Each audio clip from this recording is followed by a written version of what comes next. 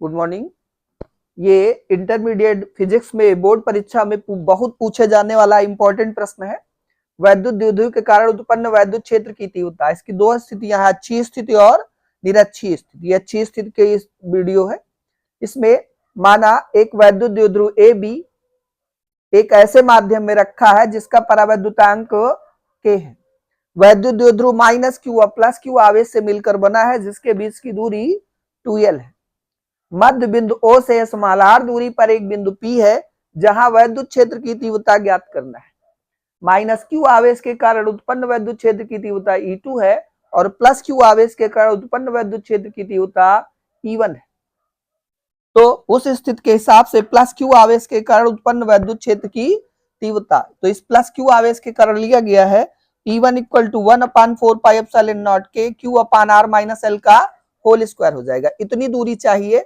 ये मध्य बिंदु है, L है, टोटल दूरी R है, इतनी दूरी घटा दिया जाएगा तो ये वाली दूरी बचेगी और ये दूरी कितनी हो गई, R माइनस L हो गई। उसी हिसाब से माइनस क्यू आवेश के कारण बिंदु P पर उत्पन्न वैद्युत क्षेत्र की तीव्रता E2 बराबर हो जाएगा 1/4 पाई एप्सिलॉन नॉट के Q upon R plus L का होल स्क्वायर हो जाएगा।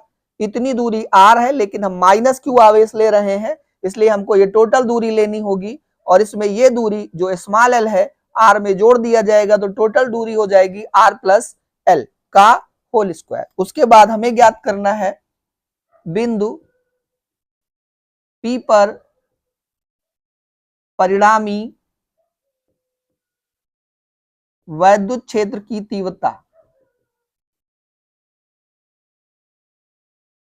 E बराबर हो जाएगा E1 माइनस E2, क्योंकि दोनों वैद्युत क्षेत्र जो है एक दूसरे के विपरीत है। जब आवेश वैद्युत क्षेत्र विपरीत होता है तो आपस में घट जाते हैं। अगर एक ही दिशा में जुड़ चलेंगे तो प्लस हो जाएगा।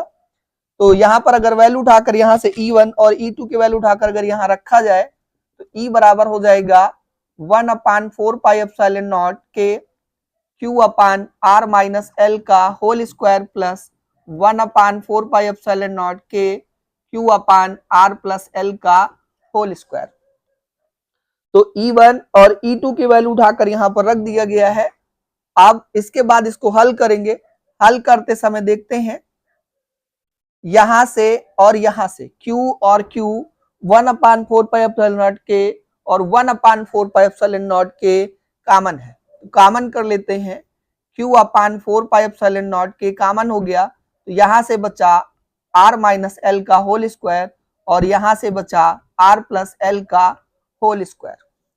अब यहां से क्रॉस मल्टीप्लिकेशन करके हर बराबर करेंगे, इसका इधर गुणा हो गया और इसका इधर गुणा हो गया। क्लास 9 से पढ़ते आ रहे हो सूत्र a प्लस बी का होल स्क्वायर और a माइनस बी का होल स्क्वायर, और यहां पर a माइनस बी और a प्लस बी बहुपद में पढ़ाया जाता है। तो Q/4 पाई एप्सिलॉन नॉट के a प्लस बी का होल स्क्वायर का सूत्र लगा दो, a square plus B square plus 2ab, और यहां सूत्र लगा देंगे a square plus B square minus 2ab, R minus L का होल स्क्वायर और R प्लस L का होल स्क्वायर हो जाएगा। Q/4 पाई एप्सिलॉन नॉट के, यहां से ब्रैकेट ओपन कर देंगे तो साइन चेंज हो जाएगा, minus R square minus L square plus 2LR upon a minus B a plus B, जो सूत्र होता है a square minus B square का ये होल स्क्वायर लग जाएगा, माइनस R स्क्वायर से minus R square plus L square से प्लस L स्क्वायर कट जाएगा। तो बचा क्या, Q/4 पाई एप्सिलॉन नॉट के 2LR और 2LR ऐड हो जाएगा और ये हो जाएगा 4LR अपान R square minus L square का होल स्क्वायर हो जाएगा।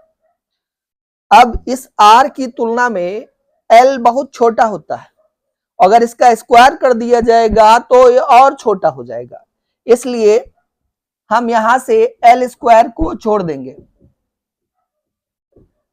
जब L स्क्वायर को यहां से छोड़ देंगे तो E बराबर हो जाएगा Q/4 पाई एप्सिलॉन नॉट के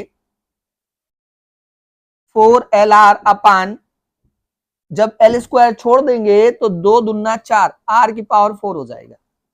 यहां से एक r से एक r कैंसिल हो जाएगा,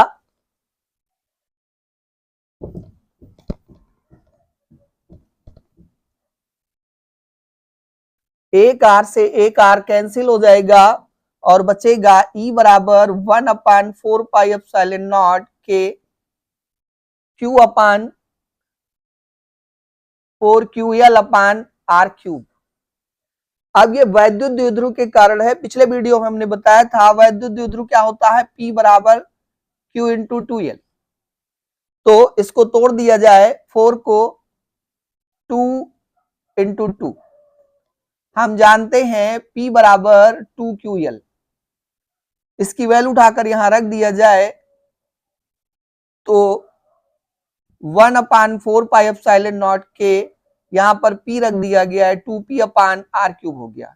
ये हो गया वैद्युत क्षेत्र की तीव्रता अच्छी स्थिति में। वीडियो अच्छा लगा हो तो लाइक शेयर और कमेंट जरूर करें।